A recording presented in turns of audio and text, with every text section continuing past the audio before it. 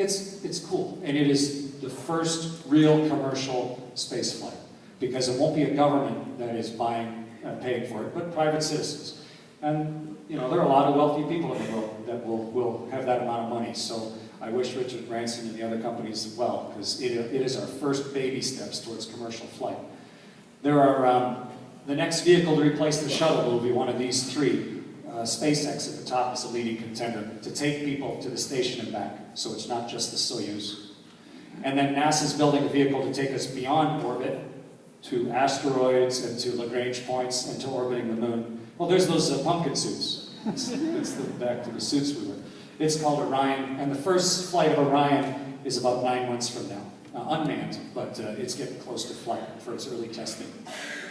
But to go further, we need different engines. Like to go to Mars, we can't just use fossil fuel engines all the way to Mars. It'd be 6 months to get there. And that's a lot of, you know, tins of tuna to go all the way to Mars and back. So we need better engines. There's a company in Houston working with a company in Halifax building a ion propulsion engine, and it's still a long way from flight. But we may test it on the space station. And you could thrust halfway accelerating to Mars, and then turn around backwards and thrust halfway slowing down, so you get to Mars in about a month. And then it might be possible. So the young ladies in the choir are probably about the right age to ride this rocket ship and go walk around on Mars and see if we're alone in the universe or not by looking for life on another planet. So that's where we're headed with all the different spaceships. But for now, the space station is the world's spaceship. And it's like all the sailing ships sailing up and down the coast of Europe for hundreds of years until they figured out what to make them out of and how to dry the food and how to avoid scurvy and how to navigate before they set across the Atlantic.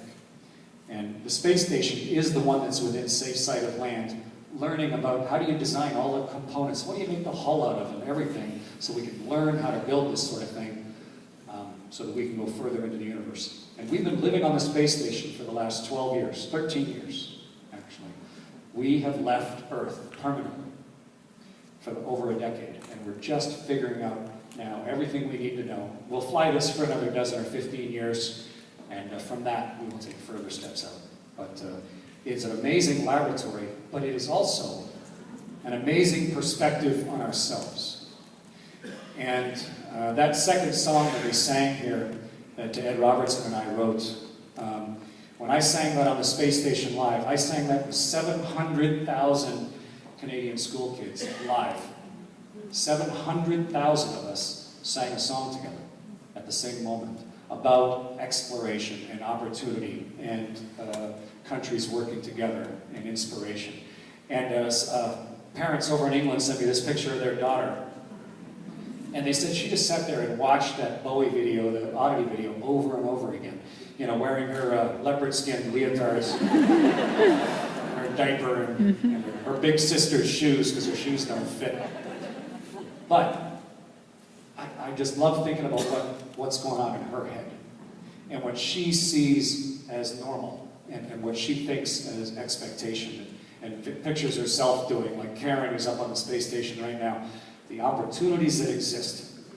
And for me, from being that little 9-year-old kid, one of maybe the most important things is when a kid now walks down the hallway of this school and goes to talk to the guidance counselor, and they list all the jobs. One of the jobs is space station commander, because that's something that Canadians do.